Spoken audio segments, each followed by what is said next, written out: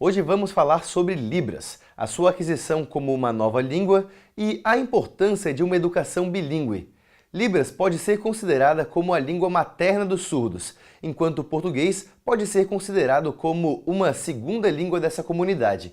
Como professor, é importante que você entenda essa ideia para que possa elaborar a sua prática pedagógica com relação ao ensino e à aprendizagem dos surdos. Vamos começar com uma rápida explicação sobre as principais metodologias usadas na educação para os surdos: o oralismo, a comunicação total e o bilinguismo. O oralismo parte de uma concepção que prega a importância da integração de surdos na comunidade de ouvintes. Para isso, o sujeito surdo deve ser oralizado. Seria uma forma de reabilitação pensando na normalidade exigida pela sociedade. As técnicas mais usadas nesse método são o treinamento auditivo, o desenvolvimento da fala e a leitura labial. A comunicação total tenta uma junção do oralismo com a linguagem de sinais simultaneamente.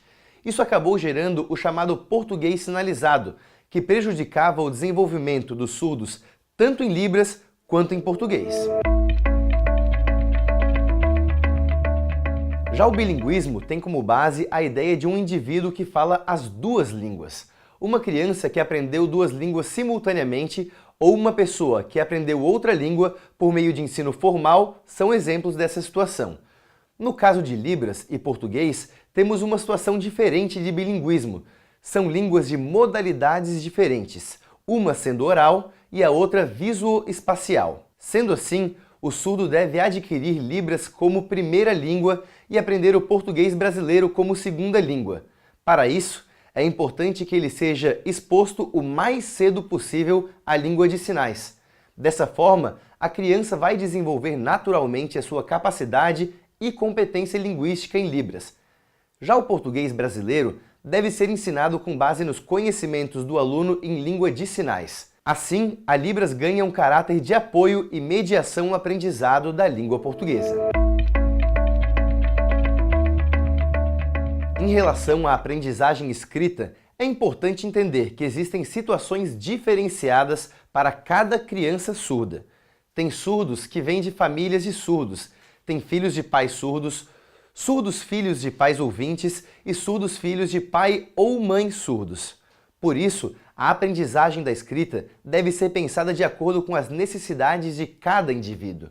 É importante que o letramento em Libras seja a base para o aprendizado do português escrito. Assim, os alunos vão poder atribuir sentido ao que leem, deixando de ser apenas decodificadores da escrita.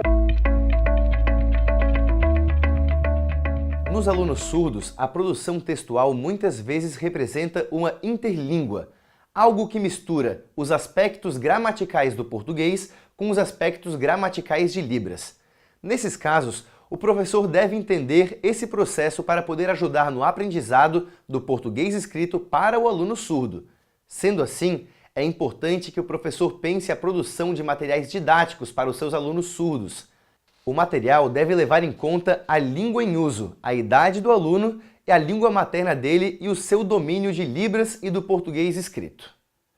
Vale lembrar, práticas de letramento para pessoas surdas envolvendo a língua de sinais, a língua oral e outras linguagens abrem possibilidades para uma educação bilíngue voltada para a inclusão linguística, social e cultural. Tudo isso de uma forma muito mais ampla que aquela que privilegia apenas uma dessas línguas. Essa foi a nossa aula de hoje, mas lembre-se, o que acabamos de ver foi apenas um resumo. Há muito mais informação sobre o ensino de Libras. Por isso, não deixe de consultar o seu caderno pedagógico. Bons estudos!